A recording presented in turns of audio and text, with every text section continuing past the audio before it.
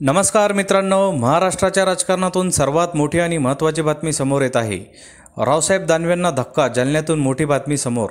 काय आहे सविस्तर बातमी जाणून घेण्यापूर्वी तुम्ही जर चॅनलवरती नवीन असेल तर चॅनलला सबस्क्राइब करून बेल आयकॉनचं बटन प्रेस करायला विसरू नका।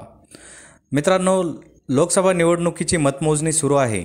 याच दरम्यान जालन्यातून मोठी बातमी समोर येत आहे, ती म्हणजे जालन्यात काँग्रेसचे उमेदवार कल्याण काळे यांनी आघाडी घेतली आहे। आतापर्यंत हाती आलेल्या मतमोजणीनुसार कल्याण काळे यांना 1,35,042 मते मिळाली आहेत, तर रावसाहेब दानवे यांना 1,29,400 एवढं मतदान झालेलं आहे। कल्याण काळे हे सध्या 5,642 मतांनी आघाडीवर आहेत, तर मंगेश साबळे यांना 43,991 एवढी मते मिळालेली आहेत।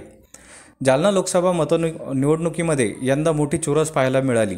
भाजपकडून पुन्हा एकदा रावसाहेब दानवे यांना लोकसभेच्या रिंगणात उतरण्यात आलं, तर महाविकास आघाडीकडून कल्याण काळे यांना उमेदवारी देण्यात आली। राज्यात सुरू असलेल्या मराठा आंदोलनाच्या पार्श्वभूमीवर या मतदारसंघाकडे संपूर्ण राज्याचं लक्ष लागलं होतं। यावेळी महाविकास आघाडीचे उमेदवार कल्याण काळे यांनी रावसाहेब दानवे यांच्यापुढे मोठं आव्हान निर्माण केलं।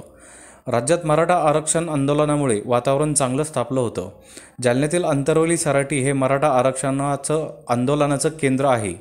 मराठा आरक्षणाचा फटका भाजपाला बसू शकतो अशी शक्यता व्यक्त केली जात होती, त्यामुळेच या निवडणुकीकडे सर्वांचं लक्ष लागलं होतं। आता अवघ्या काही तासामध्ये निकाल समोर येणे आहे। या मतदारसंघाबाबत मोठी उत्सुकता आता निर्माण झालेली आहे।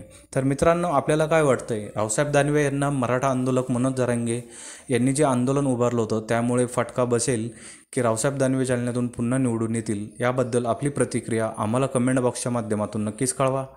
चॅनलला आणखीनही सबस्क्राईब केलं नसेल तर चॅनलला सबस्क्राईब करून बेल आयकॉनचं बटन प्रेस करा, जेणेकरून असेच नवनवीन व्हिडिओ व चालू राजकीय घडामोडी सर्वप्रथम तुम्हाला याच चॅनलवरती बघायला भेटतील। भेटूया पुढच्या व्हिडिओसह, तोपर्यंत धन्यवाद। जय महाराष्ट्र।